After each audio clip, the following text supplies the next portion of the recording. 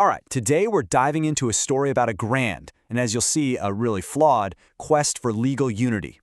We're going to look inside one single, massive document, the 1900 German Civil Code. But first, let me ask you a question.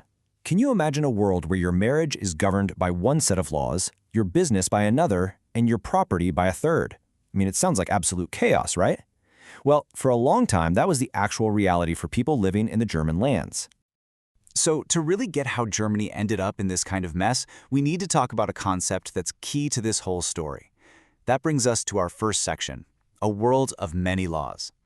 The official term for this is legal pluralism. And really, it just means that you've got multiple legal systems. Old Roman law, local customs, religious rules, all working, and sometimes competing, in the same place at the same time. It's a world with all these overlapping sets of rules. But what happens when that kind of legal patchwork gets in the way of a powerful new idea? What happens when a brand new nation decides it needs one single unified law for every single one of its people?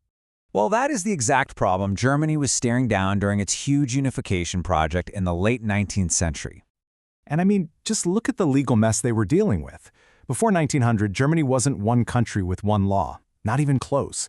Depending on where you lived, you could be under Roman law, local Saxon codes, Prussian law, or even French law that was just kind of left over from the Napoleonic era. And to make things even crazier, the laws were written in different languages. So after the German Empire was officially born in 1871, this legal tangle was seen as a huge problem. I mean, how are you supposed to build a single national identity when your citizens are all living under totally different legal systems? The goal became crystal clear: forge one law for one nation.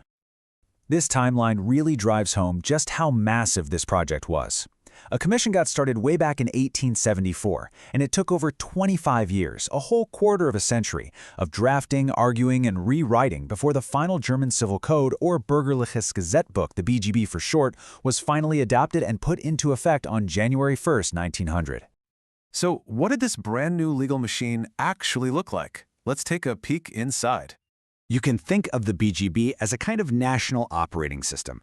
The whole point was to get rid of all the old, messy, conflicting programs and replace them with one clean, unified code that would run the private lives of every single German citizen, from contracts and business to family matters. And one of its most radical changes was how it defined you, legally speaking. Before, the law that applied to you was usually based on your domicile, basically where you lived. The BGB flipped that on its head. It tied your legal status, your rights, your obligations directly to your nationality. Suddenly, being a German citizen meant something very specific under the law, no matter where in the world you were. The code was packed with thousands of these really technical, specific, and seemingly neutral rules. Take this one, Article 17. It says that in a divorce, the law that applies is the national law of the husband. It sounds so dry, right? Purely bureaucratic and logical. But hidden inside that technical language was a really powerful, and for many, a devastating ideology. And that brings us to the code's hidden and very, very high human cost. Because that shiny new legal machine, the one designed for unity and logic, it wasn't neutral at all. It was built on a very specific worldview. As the historian Marion Rokamp puts it, one of its main effects was, quote, to define married women outside the category of legal persons.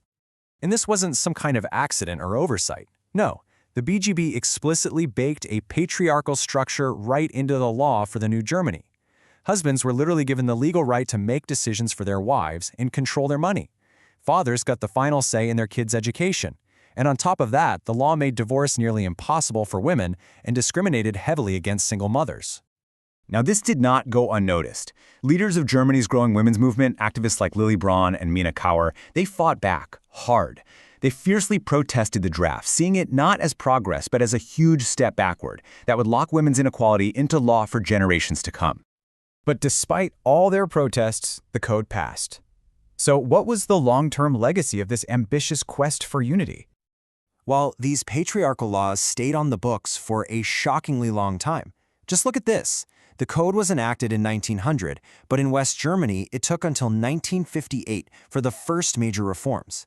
And it wasn't until 1975 that the second wave came through. We're talking about generations of people living under this system of codified inequality. So, in the end, the BGB, it did what it set out to do. It created a single, unified legal framework for a brand new nation. But that unity came at a massive cost.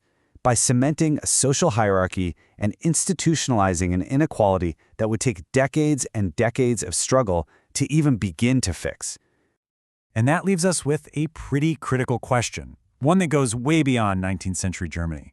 Whenever we try to create a single, unified system, whether it's legal or technological or social, we have to ask, who is this unity really for?